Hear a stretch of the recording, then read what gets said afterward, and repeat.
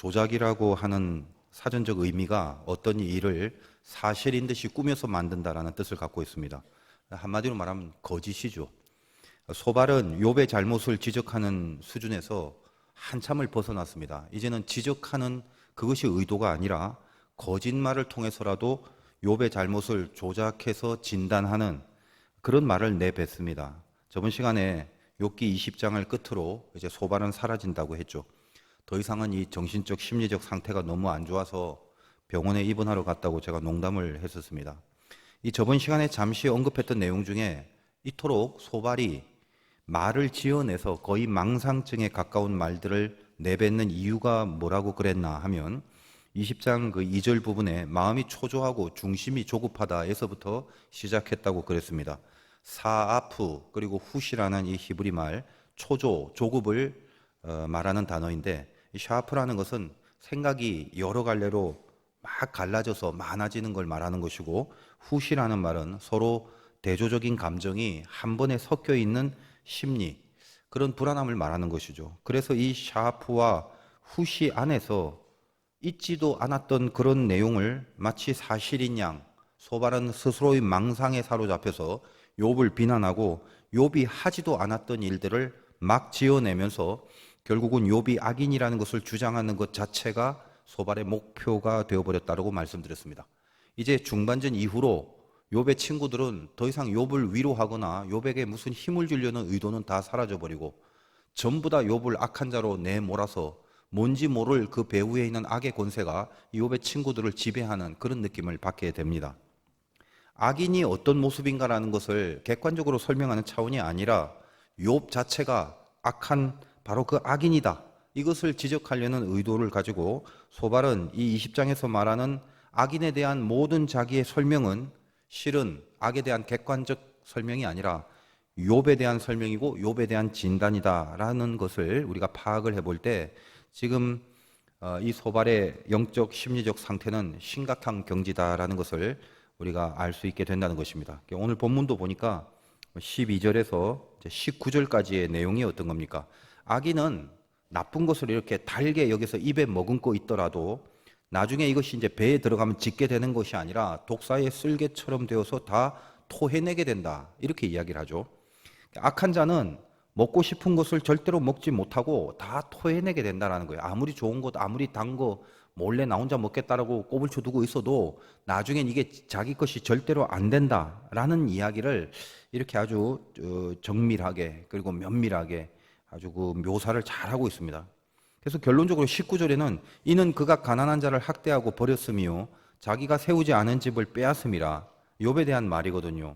즉 욥이 이제껏 가지고 있던 그 재산들이 다 없어져 버리는 그런 벌을 받은 이유가 뭐냐면 그가 지금 가난한 자를 학대하고 가난한 자를 버렸다는 거예요. 그러니까 자기가 노력하지도 않는 그런 집, 이런 집들을 욥이 막 빼앗았다라는 거예요. 제 지금 무슨 말입니까? 욥이 결론적으로 이 가난한 자를 학대하는 악한 자이고 남의 것을 빼앗는 악인이라서, 그래서 지금 욥은 자기가 당하는 이 재물의 고난이라는 것이 다 자기가 했던 악한 짓에 대한 벌이다, 지금 이 내용을 지금 주장하는 것입니다. 근데 우리는 다 알죠. 욥이 그렇지 않은 사람이라는 것. 하나님도 욥을 의인이라고 여기실 정도인데, 그런데 거짓말을 이렇게 하면서까지 욥의 악함을 조작해서 말하고 있는 장면이라는 거예요. 그래서 이제 이어지는 20절 이하에는 바로 이렇게 악한 욥은 악인이기 때문에 행복할 수가 없는 것이다라고 이야기를 합니다. 뭐 예를 들면 22절하고 23절에 보면 풍족할 때에도 괴로움이 이르리니 모든 재난을 주는 자의 손이 그에게 임하리라. 그가 배를 불리려 할 때에 하나님이 맹렬한 진노를 내리시니 음식을 먹을 때에 그의 위에 비같이 쏟으시리라. 뭐 이런 내용들이 뭡니까? 욥이 아주 부유했던 시절이 있었지만 그는 악했기 때문에 재난이 임했고, 그 다음에 뭐 음식을 먹을 때도 하나님의 진노가 임했다라는 거예요. 절대 먹지 못하게 한다는 거죠. 사람이 이렇게 망상에 사로잡혀서 거짓의 영이 임하면은 얼마나 그 말하는 그 내용들이 얼마나 논리적이고 창조적인지 모릅니다. 이 거짓이 상당한 창조력이 있는 거거든요. 그래서 예를 들면 24절, 25절의 표현 같은 데 보면 참 놀랄만한 표현을 합니다. 그가 철병기를 피할 때는 놋 화살을 쏘아 꿰뚫을 것이고 몸에서 그의 화살을 빼낸즉 번쩍번쩍하는 촉이 그의 쓸개에서 나오고 큰 두려움이 그에게 닥치느니라. 무슨 말이냐면 욥이 지금 재난을 한 번 당하는 것이 아니라 연달아 당하지 않습니까? 그것을 이런 식으로 비유로 설명을 하는 거예요. 철병기를 피하면 그 다음에 놋 화살이 오고 그 놋 화살을 빼내니까 다 빼내는 게 아니라 화살 촉이 쓸개에 남게 돼서 큰 두려움으로 결국은 남게 된다는 거예요. 연속적인 욥의 재난, 피할 수 없는 욥의 재난, 이것을 이런 식으로 진단하고 있는 부분입니다. 그리고 이제 그 이후에 쭉 읽어보면 불이 나서 다 멸하여지고 가산이 다 떠내려가고 하나님의 진노의 날에 이제 끌려가게 되는데 그것이 바로 악한 자가 하나님께 받을 당연한 벌이다라고 말하고 있는 것입니다. 결론적으로 욥은 거의 지옥에 떨어지고 하나님의 진노 속에 끝나버리는, 현실적으로도 재난과 고난 속에 헤매고 있지만 영적으로도 하나님 앞에 끝나버릴 인생이다라고 그렇게 못을 받고 있는 거죠. 그런데 이런 모든 소발의 말들은 완전히 거짓된 것을 가지고 증거를 하고 있는 장면이라는 것을 우리는 볼 수가 있다는 것입니다. 거짓말을 하고 있는 거죠. 여러분 혹시 그 거짓말을 한 것에 대해서 회개를 한 적이 있습니까? 십계명에도 거짓 증거하지 말라는 계명이 분명히 있는데 예를 들면 살인, 간음, 도적질 뭐 이런 것은 명확하게 회개를 해야 될 것이라는 것을 충분히 인지하고 있잖아요. 그런데 실은 우리가 범하는 죄들 중에는 거짓 증거가 대부분입니다. 그런데 거기에 대한 회개나 그것에 대한 죄책감이나 긴장감, 그런 거는 상대적으로 너무 약하다는 것을 알아야 된다는 것입니다. 이 십계명의 뒷부분은 인간의 관계, 즉 사람 사이의 공동체에 해당하는 계명인데 사람 사이에서 저지를 수 있는 죄에 대한 계명이라는 걸 우리가 알고 있지 않습니까? 언제 그러면 그 가운데서 거짓말을 하고 거짓말이 언제 나오냐라는 거예요. 사람이라는 게 그렇습니다. 인간의 의식이 하나님 편에 서 있지 않을 때는 어떤 형태로든지 간에 거짓이 나오기 마련입니다. 하나님 편에 있는데 분명히 하나님 앞에 속해져 있지만 사실을 말하지 않는 그런 경우도 있을 수 있어요. 그럴 때는 마음에 하나님이 있는데 사실을 말하지 않는다. 그것은 거짓이 아니라 지혜로운 모사라고 그럽니다. 하나님 편에서 더 현명해야 되기 때문에 그렇게 할 수밖에 없는, 사실이 아닌 것을 말할 수밖에 없는 경우도 물론 있죠. 성경에 시브라와 부하라는 그 히브리 산파가 애굽의 바로가 히브리인들이 아들을 낳으면 죽이라는 명령을 했음에도 불구하고 하나님을 생각하고 성경에는 하나님을 두려워했다는 것입니다. 그들의 생각이 하나님 편에 가 있기 때문에 거짓말을 했죠. 히브리 여인이 건장해서, 매우 건강해서 산파들이 가기도 전에 그냥 아기를 쑥쑥 다 낳아버렸다고 그렇게 거짓말을 하지 않습니까? 그런데 그 거짓말하는 산파들에게 성경은 하나님이 은혜를 베푸셨다라고 이야기를 합니다. 그래서 이런 것은 비록 사실은 아닐지라도 모사라고 하죠. 왜? 하나님을 생각하고 있는 상태에서 하나님 편에 서려는 마음에서 말을 하는 지혜를 의미합니다. 여러분도 살다 보면 이제 그런 모사들을 할 수도 있죠. 저도 뭐 가끔 합니다. 예전에 그 캄보디아, 라오스 선교를 청년들하고 같이 갔는데 그 라오스의 깊은 산골에 있는 한 교회에서 선교를 하는데 그날따라 비가 무지 많이 내렸던 날이에요. 근데 거기 아주 조그만 그 현지 여자하고 대화를 나누다가 저한테 그 솜땀이라는 음식을 좋아하냐고. 솜땀이 뭐냐면 파파야라는 그 열대지방의 열매를 채로 썰어서 만든 뭐 샐러드 그런 건데 제가 그걸 좋아하기 때문에 그거 참 좋아한다 그랬더니 자기가 만들어 주겠다고. 그래서 그 열악한 막 부엌 뭐 이상한 뭐 장비도 별로 없는 그런 데 구탱이에 들어가서 아마 파파야가 있었나 봐요. 뭐 도구도 별로 없는데 아무튼 뭐 어떻게 하고 그 비 오는 날 아주 정성껏 접시에 이렇게 담아 주는 거예요. 그래서 이제 같이 갔던 정순용 목사님하고 둘이 이제 너무 고맙다고 하면서 제가 이걸 이제 좋아하니까 젓가락으로 한 번에 한가득 집어갖고 입에다가 딱 넣었는데 제가 제 평생 그렇게 짠 거를 먹은 적이 없어요. 이건 뭐라 설명할 수 없는 건데 입에 딱 넣자마자 뇌가 소금에 쩔어지는 막 그런 충격이 있잖아요. 근데 이걸 어떻게 뱉습니까? 뱉을 수 없으니까 입안에서 그냥 씹는 척 하고 있는데 맛있냐고 얼굴 표정도 관리가 안 되더라고요. 그래서 제가 삼키지 못하고 그냥 오물오물 하면서 굿 맛있다고. 그러다가 이제 이 아이가 잠시 다른 데 간 사이에 도저히 참을 수 없죠. 그래서 뱉어버렸습니다. 그리고 나서 이제 정 목사님을 보니까 그 정 목사님은 그냥 냠냠거리면서 그냥 우걱우걱 그걸 맛있게 먹고 있더라고요. 그래서 안 짜냐? 그랬더니 뭐 조금 짜요. 그러더라고요. 그래서 내가 이 미각이 상실이 됐나? 내 것까지 그냥 다 먹으라고 하고 싶던데 할 수 없이 이게 뭐 안 보이는 그 아이가 안 보이는 구석에서 이제 버리고 나중에 이제 그 애한테 가서 야 정말 맛있다, 진짜 잘 만들었다 그렇게 칭찬했던 적이 있습니다. 제가 이제 이야기를 할 때마다 생각하면 지금도 뭔가 토할 것 같아요. 그 짠 기운이요. 근데도 제가 한 것은 사실은 아니죠. 그 애한테 말한 게. 그러나 그 당시에 그 아이의 정성을 생각하면 야 이거 짜서 못 먹겠다. 그 사실 어떻게 말할 수 있겠습니까? 저도 목회를 하면서 이제 가끔 우리 성도님들이나 뭐 다른 분들한테 그 식사를 대접받을 때 아주 맛있다라고 그렇게 말을 해야 될 경우가 많죠. 우리 교회 이제 성도님들이 대접할 때는 이제껏 제가 한 번도 맛이 없었던 적이 없습니다. 저는 늘 하나님을 생각하면서 이렇게 살고 있다는 것이죠.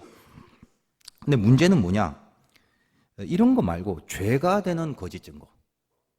그런 게 있다는 겁니다. 십계명에 거짓 증거하지 말라라는 의미가 뭐냐면요. 당시 이 십계명이 있었던 당시에는 무슨 제대로 된 재판, 변호사, 뭐 배심원들 그런 게 있는 게 아니잖아요. 두세 명의 증인으로 사람을 죽일 수 있는 시대였습니다. 실은 예수님도 어떻게 보면 이 유대인들의 거짓 증거로 인해서 죽임을 당한 것 아니겠습니까? 거짓 증거의 단계가 뭐죠? 혼자서 일단 거짓말하는 단계에서 그것이 두세 명이 모여서 공모와 결탁이 돼버리면 증인의 경지까지 됩니다. 그리고 나중에 이것이 맹세가 돼버리면 결과로 판정을 해버리는 거죠. 그래서 십계명 당시에 거짓 증거라는 건요, 사람을 죽일 수 있는 끔찍한 죄성으로 연결이 되는 것입니다. 보통 우리가 심리학에서도 이 거짓말을 다루는 거짓말의 그 유형들이 있어요. 그러니까 그냥 대강 가벼운 거짓말이 아니라 거의 병적인 증상이라고 진단할 수 있는 유형들이 있는데 이 배후에는 어떤 영적 권세들이 분명히 있습니다. 몇 가지 살펴본다면 병적 증상까지 간 거짓말의 유형이 어떤 게 있냐. 대표적으로는 허언증이라는 게 있어요. 허언증. 자기의 공상을, 자기가 생각한 공상을 마치 사실인 양 말하는데 그렇게 말을 하면서도 자기 스스로 그것을 사실로 믿고 있는 병적 증상입니다. 1992년에 잭 몽고메리라는 판사가 술의 혐의로 재판을 받다가 결국은 자살을 하고야 맙니다. 근데 그가 평소에 어떻게 얘기하냐면 자기가 한국 전쟁 때 그 중공군에게 붙들려 가서 모진 고문을 받았다고 말했는데 사실은 그가 군 복무 때 한국에 가본 적이 없어요. 그는 어릴 때 아버지의 학대를 받으면서 자란 상처가 있어서 그에게는 그런 그 공상적인 허언증의 거짓말을 하게끔 그렇게 만들어 버린 것입니다. 중요한 게 뭐냐면 허언증은요, 자기가 말을 하면서 거짓이라고 생각을 안 합니다. 분명히 만들어낸 상상의 얘기인데 자꾸 그것이 스스로 진짜라고 생각을 해버리는 병적 증세라는 것이죠. 간단한 병이 아닙니다. 또 어떤 거짓말이 있냐면 투사라는 게 있어요. 예를 들면 자기 안에 있는 어떤 내용을 인정하고 싶지 않으니까 이것을 다른 사람들에게 전가해버리는 거짓말이에요. 예를 들면 이런 거죠. 쉽게. 내가 지금 돈에 대해서 돈을 너무 좋아하고 사족을 못 쓰니까 어떤 다른 사람을 지목해서 야, 이 사람 돈을 무지하게 좋아한다고 그렇게 허위 사실을 유포하는 것을 말합니다. 그러니까 자기의 욕구를 타인에게 돌리면서 자기 자신을 스스로 방어하는 그런 심리 기제가 바로 이 투사라는 것이죠. 어찌 보면 오늘 등장하는 소발의 이 조작된 거짓말도 투사의 일종일 수 있다는 생각이 듭니다. 욥이 평소에 부유한 것을 잘 알고 있었고 오늘 이 욥에 대한 비난의 내용의 대부분이 뭐냐면 전부 다 재산, 음식, 먹는 거 다 그것에 관한 지적들이잖아요. 이런 걸 보면 좀 깊이 있게 파악을 해보면 모르긴 해도 이 소발은 재물에 대한 욕심이 분명히 많은 사람이라고 생각을 합니다. 또 세 번째는 해명이라는 그런 종류의 거짓말도 있어요. 타인에게 비난받을 것이 두렵습니다. 사람이라는 게. 그러니까 비난을 안 받으려고 자기 책임을 일절 인정하지 않는 거예요. 그래서 때로는 변명, 때로는 합리화, 극단적으로 갈 때는 그냥 거기에 대해서 기억이 나지 않는다는 말로 그냥 일괄해버리는 그런 경우도 있습니다. 여러분 성경에도 있잖아요. 범죄한 아담과 하와에게 하나님이 가서 왜 선악과 먹었냐 그랬더니 아담이나 하와가 자기가 잘못했다는 말을 안 합니다. 전부 다 변명하죠. 해명입니다. 그게. 아담은 당신이 나에게 준 그 여자 때문에 먹었다. 하와는 뱀 때문에 그랬다. 그 중에 제일 불쌍한 게 뱀이에요. 뱀은 하나님이 묻지도 않아요. 바로 그냥 저주해버리죠. 이 외에도 죄성이 묻어있는 거짓 증거의 종류라는 건 상당히 많습니다. 그런데 하나같이 이런 거짓말이라는 것의 배후에는 어떤 영적 뿌리가 있는데 그게 뭐냐라는 것을 우리가 알아야 돼요. 지금 거짓말 하지 말라는 말은 단지 도덕적이고 윤리적인 말이 아니에요. 어떤 것입니까? 사람. 사람으로부터 자기를 보호하거나 자기를 지켜내기 위해서 다른 사람을 속이거나 다른 사람을 공격하는 공통점이 있다는 것입니다. 사람으로부터 자기를 지키는 거예요. 그리고 그것 때문에 다른 사람을 속이고 다른 사람을 공격하는 거죠. 그러니까 그 가운데 있는 핵심이 뭐죠? 자아입니다. 자아. 목회를 하면서 거짓말하는 사람들을 보면요, 처음엔 저 왜 저러나 싶다가도 참 불쌍해 보이더라고요. 왜요? 사람으로부터 자기를 지키려고 그렇게 애를 쓰는 모습이 보이기 시작했기 때문입니다. 근데 더 중요한 것은 뭐냐? 거짓을 통하려고 그토록 지키려는 그 자아라는 것이 결국은 자기가 진짜 누군지를 모르는 자기 정체성의 상실 때문에 자기도 모르는 헛된 자아를 보존하려는 참 불쌍한 발악을 하고 있는 것이 거짓이라는 걸 알게 됐어요. 여러분, 정신의학에서 조현증, 즉 우리가 보통 미쳤다라고 얘기하는 그 조현증으로 가기 전에 가장 기초적인 단계에는 borderline disorder라는 게 있습니다. 전문용어로는 경계선 장애라는 것인데 우리가 이걸 보통 정서불안이다 혹은 성격장애다라는 표현으로 흔히들 사용하기도 합니다. 정서라든지 행동이라든지 특별히 대인관계에 있어서 매우 불안정하고 변동과 기복이 심한 인격장애, 그것을 borderline disorder라고 그래요. 이 보더라인 장애가 있는 사람이 보통 우울증 혹은 약물 중독, 자살, 자해 이런 정신병으로 발전한 가능성이 많은데, 여러분 예를 들면 이런 거 있어요. 인간관계에 있어서 어떤 사람을 막 너무너무 좋아하고 막 사랑하고 막 이 사람 없으면 못 살겠고 그러다가 아주 작은 오해나 아무것도 아닌 일에 갑자기 분노하고 혐오하면서 떠나버려요. 그리고 나서 또 다른 사람한테 다가가서 또 죽고 못 살다고 그러다가 갑자기 또 비난하고 떠나가고, 그러니까 그 사람 보면 종잡을 수 없는 그런 대인관계의 기복, 이것이 너무 심한 거죠. 그런 현상을 보이는 것이 대표적인 것입니다. 분노의 조절이 잘 안 되는 거고 자꾸 충동적이고 그러다 보니까 막 만성적인 무력감이 옵니다. 극단적으로 높이 올라갔다가 극단적으로 밑으로 내려오는 그 상태가 반복됩니다. 그러니까 평균이 아니에요. 가장 이상적인 거라고 여기는 그 끝에까지 올라갔다가 순간 가장 혐오스럽게 여기는 그 밑바닥까지 내려가는 그런 상태, 그것을 경계성 장애라고 부르는데 그 이유가 뭐냐? 그 경계, 즉 자기 정체에 대한 경계가 없는 것입니다. 다시 말해서 자기가 누군지를 모르는 것에서 오는 장애예요. 그것이. 누군지도 모르는 자기를 지키려고 오르락 내리락 저 꼭대기에 갔다 저 밑에 갔다 그렇게 하고 있다는 것입니다. 거짓말이나 거짓 증거, 그런 거짓이라는 것이 왜 깊은 죄성이 있는가 하면 그 뿌리에 내가 누군지에 대한 자기 정체성의 상실, 거기에서부터 오는 죄성이기 때문입니다. 사람이 산에 가서 혼자 살면 거짓말 안 하잖아요. 왜요? 말할 사람이 없으니까. 그런데 거짓말이라는 건 당연히 그것을 듣는 사람이 있어야 가능한 거죠. 그러니까 그 사람을 통해서, 내 말을 듣는 그 사람을 통해서 나를 만들어내고 싶은 충동, 이것이 거짓을 만듭니다. 그러니까 원래의 내가 누구냐를 파악하지 않은 채 사람에게 비춰지는 자기를 향해서 사람에 의하여 판단되는 자기 정체성, 이걸 가지려는 그 모든 어리석음이 거짓으로 드러나고 표현되는 것, 이것이 거짓말의 밑바닥에 깔린 심각한 죄성이라는 것입니다. 여러분, 교회 다니는 교인들이 거짓말 제일 많이 하는 거 아십니까? 많은 사람들과 함께 있기 때문입니다. 사람들과 함께 하기 때문에 사람들을 통해서 자기 정체성을 만들어내려는 기회가 많기 때문이죠. 어떤 일을 당했을 때 사람을 만나지 않고 사람과의 관계가 별로 없는 사람은 거짓말할 기회도 별로 없어요. 그런데 어떤 일을 당했을 때 이 사건과 이 사고로부터 내 자신을 변명하고 합리화하고 지켜내기 위하여 만나는 사람마다 거짓말을 하기 시작하면 수많은 사람들이 모이는 교회에서 그래서 거짓말이 많게 되는 것입니다.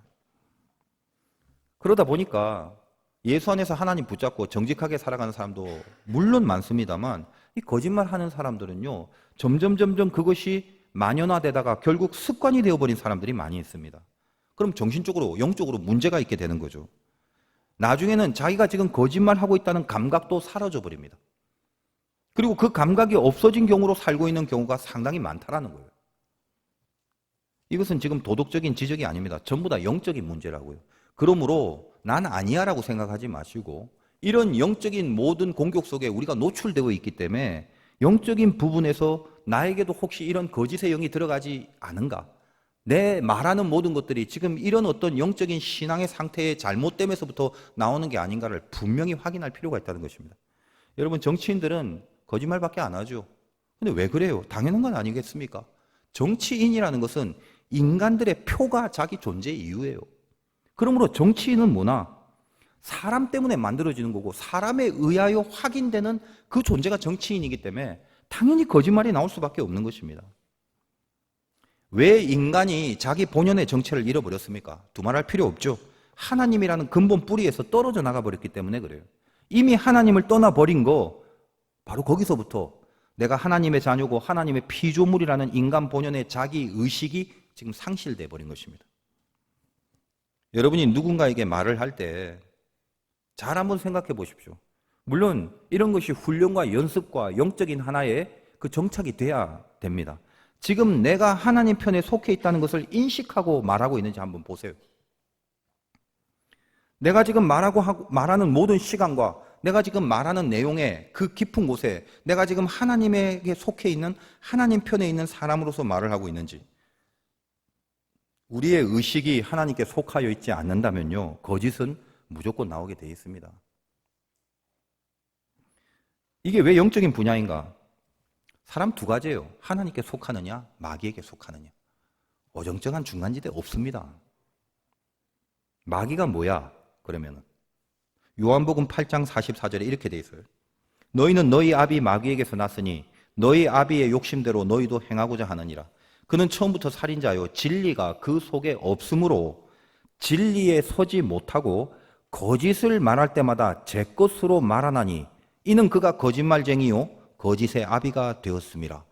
예수님이 말한 마귀의 정체가 뭐라고요? 거짓말장이요. 그래서 우리는 마귀를 속이는 자라고 하지 않습니까? 하나님께 속하지 않으면 마귀에게 속했다라는 거예요. 하나님께 속하지 않으면 거짓되게 말할 수밖에 없고 거짓으로 살아갈 수밖에 없다는 말입니다. 잠언 6장 16절에 보면은 이런 말씀이 있어요. 여호와께서 미워하시는 곧 그의 마음에 싫어하시는 것이 67가지니. 여러분, 하나님 믿으시는 분 관심 있게 보세요. 하나님이 싫어하시는 걸 딱 제시합니다. 67가지, 67가지 된다는 거예요. 궁금하지 않습니까? 곧 교만한 눈과 거짓된 혀와 무죄한 자의 피를 흘리는 손과 악한 계교를 꾀하는 마음과 빨리 악으로 달려가는 발과 거짓을 말하는 망령된 증인과 및 형제 사이를 이간하는 자니라. 사실 여러 가지 말을 했지만 이 공통적인 게 다 뭐죠? 거짓입니다. 거짓. 다 거짓에 대한 말이라고요. 거짓이 이간질하게 만들고 거짓이 악으로 가게 만들고 다 거짓이 바로 이 거짓된 혀를 만들고요. 그래서 이런 거짓은 결국 어떻게 되냐면 계시록 21장 8절에 보니까 거짓말하는 모든 자들은 불과 유황으로 타는 못에 던져지리니 이것이 둘째 사망이라. 여러분, 거짓말 대해서요 두려움과 경각심을 가져야 됩니다. 모든 거짓의 배후에 마귀가 장악하고 있는 권세가 있다는 것을 명심해야 된다는 거예요. 여러분, 거짓말이라는 거 하찮은 죄가 아니라는 걸 아셔야 됩니다. 오늘 예배 가운데 여러분이 해야 될 기도가 그러므로 무엇이 해야 됩니까? 주님, 거짓을 회개합니다. 거짓말을 회개합니다. 이제는 내가 하는 말이 거짓말이 아니라 나의 말이 말씀이 되게 해주세요. 그 기도가 돼야 된다는 것입니다. 여러분의 말은 하나님께 속하기만 하면 말씀이 되거든요.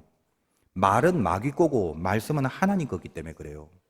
하나님 앞에 붙들려서 하나님 앞에 속해 있다는 걸 생각하면 내 입에서 나오는 것은 반드시 하나님의 말씀과 연결이 되게 돼 있습니다. 그러나 하나님 앞에 속해 있지 않으면요, 무조건 내가 누군지를 하나님께로부터 뿌리로부터 이탈이 된 상태이기 때문에 거짓된 마귀 속에 속한다고요. 그러면 이 상실되고 하나님과 떨어져 있는 이 헛된 자아를 지키기 위하여 헛된 말을 할 수밖에 없는 허무하고 헛된 거짓의 인생을 살 수밖에 없는 것입니다. 소발에 대한 정보는 욥기 전체를 봤을 때 욥의 친구들은 뭐 어디 출신이다 밖에 없습니다. 소발도 마찬가지고요.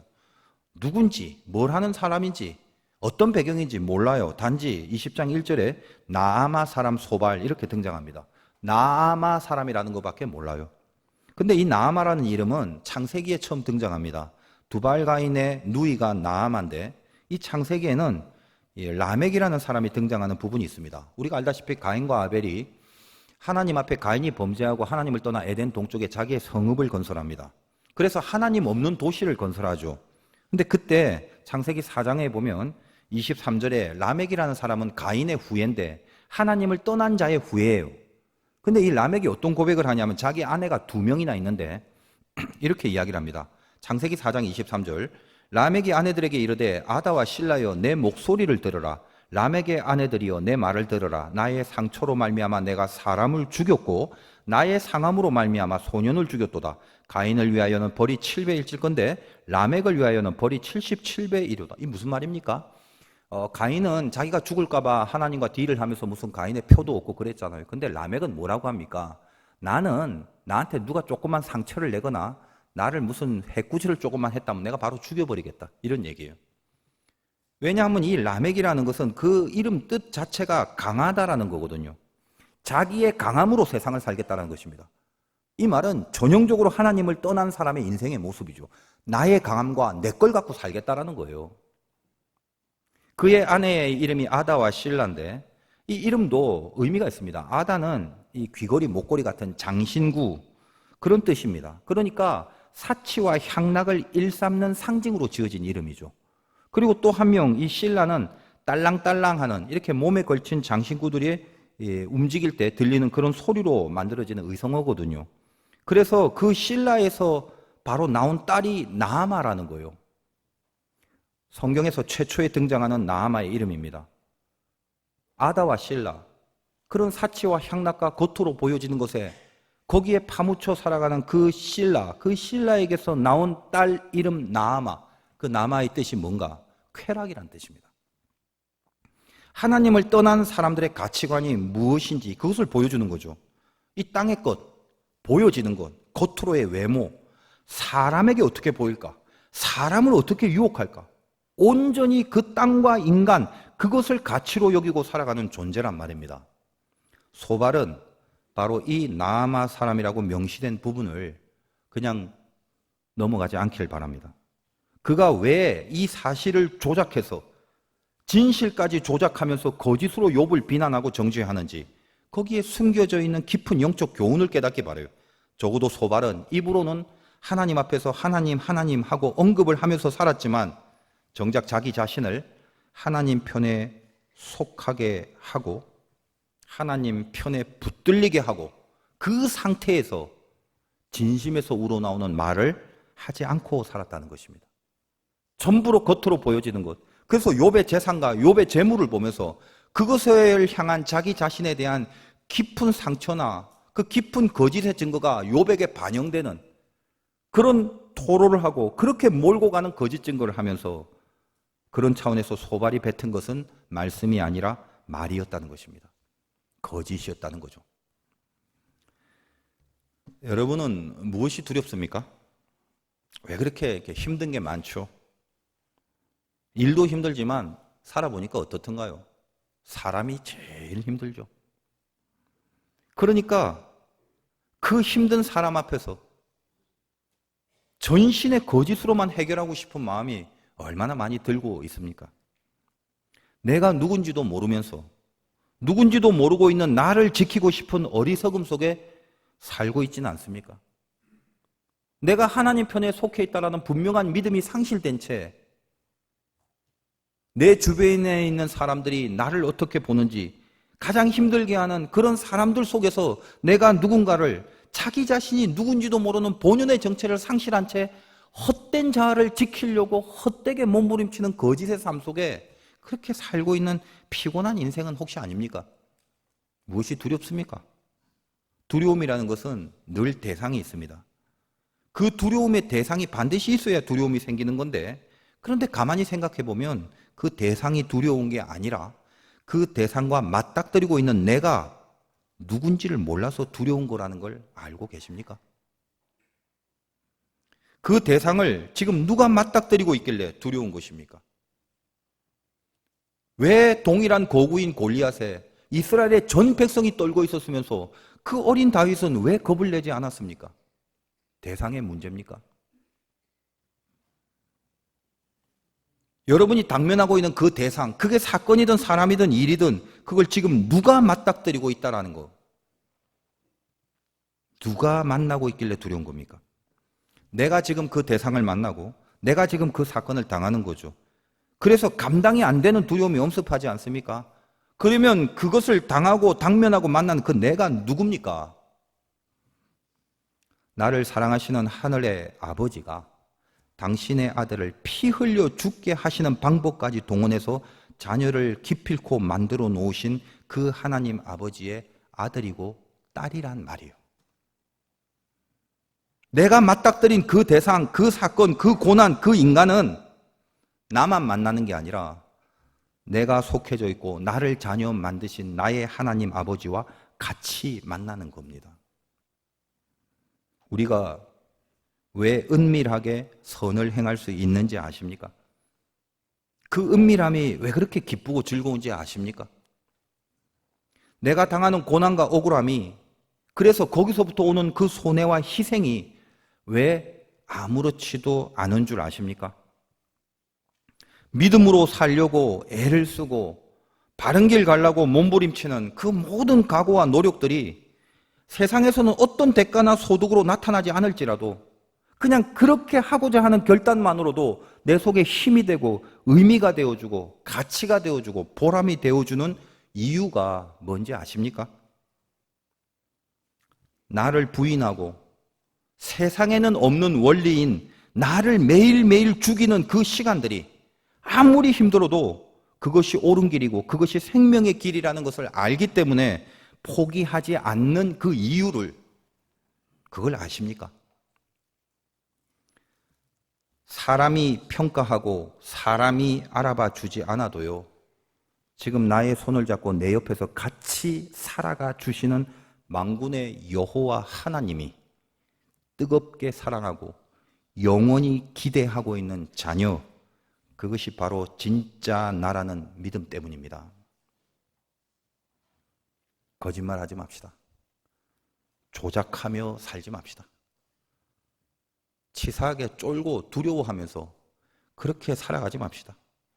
자기가 누군지도 모르고 그걸 놓치고 있는데 그 아무것도 아닌 누군지도 모르는 자기를 그렇게 애써 지키려고 불쌍하게 살지 맙시다. 그처럼 허망한 일이 어디 있습니까? 여러분에서 입에서 나오는 것이 말씀이 아니라 말을 내뱉고 살아가는 그런 헛된 인생 되지 말자라는 겁니다. 두려워하지 마십시오. 우리가 부족하고 연약하고 가끔은 좀 엉망이라도요, 여전히 내 옆에 하나님이 24시간 영원히 함께 동행하며 나와 함께 지금 살아가십니다. 정직하고 그것 때문에, 그것으로 인하여, 그것만으로도 충분히 담대하시기를 주님의 이름으로 축원드립니다.